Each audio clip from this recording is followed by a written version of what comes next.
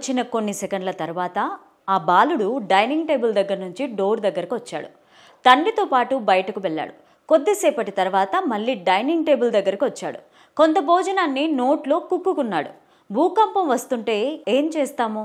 ప్రాణాలు గుప్పెట్లో పెట్టుకుని సురక్షితమైన ప్రాంతాల్లోకి పరుగులు పెడతాం. సెకండ్ ఆలస్యం చేసినా ప్రాణాలు పోతాయన్న భయంతో బుర్రా కాళ్లకు పని చెప్తాం. ఏ పనిలో ఉన్నా సరే, కోట్లు తెచ్చే పనైనా సరే మధ్యలోనే వదిలేస్తాం. ఇప్పుడు మనం చెప్పుకోబోయే స్టోరీలో ఓ బాలుడు ప్రాణాల కంటే తిండే ముఖ్యం అంటున్నాడు.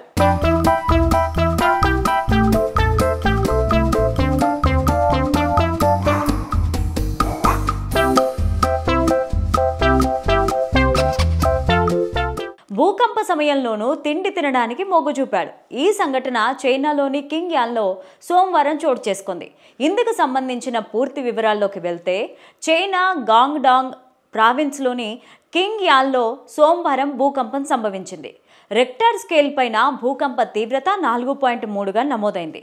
భూకంప సమయంలో భవనాలు కంపించాయి. దీంతో అందులోని వారు బయటకు పరుగులు తీశారు. భూమి కంపిస్తున్న టైంలో ఓ బాలుడు తన తండ్రి, తమ్ముడితో కలిసి భోజనం చేస్తూ ఉన్నాడు. ఆ సమయంలో వారుండే అపార్ట్మెంట్ కూడా కంపించింది. దీంతో తండ్రి భయపడిపోయాడు. చిన్న కొడుకును డైనింగ్ హాల్ నుంచి డోర్ దగ్గరికి లాక్కెళ్లాడు. భూకంపం వస్తోంది అని పెద్ద కొడుక్కి చెప్పాడు. కొన్ని సెకండ్ల తర్వాత ఆ బాలుడు డైనింగ్ టేబుల్ దగ్గర నుంచి డోర్ దగ్గరకు వచ్చాడు. తండ్రితో పాటు బయటకు వెళ్ళాడు. కొద్దిసేపటి తర్వాత మళ్ళీ డైనింగ్ టేబుల్ దగ్గరకు వచ్చాడు. కొంత భోజనాన్ని నోట్లో కుక్కుకున్నాడు. తర్వాత ఓ ప్లేట్లో ఉన్న మాంసం కర్రీని తీసుకొని తలుపు దగ్గరకు పరిగెట్టాడు. తండ్రి తిట్టడంతో ప్లేటు వెనక్కి తెచ్చాడు.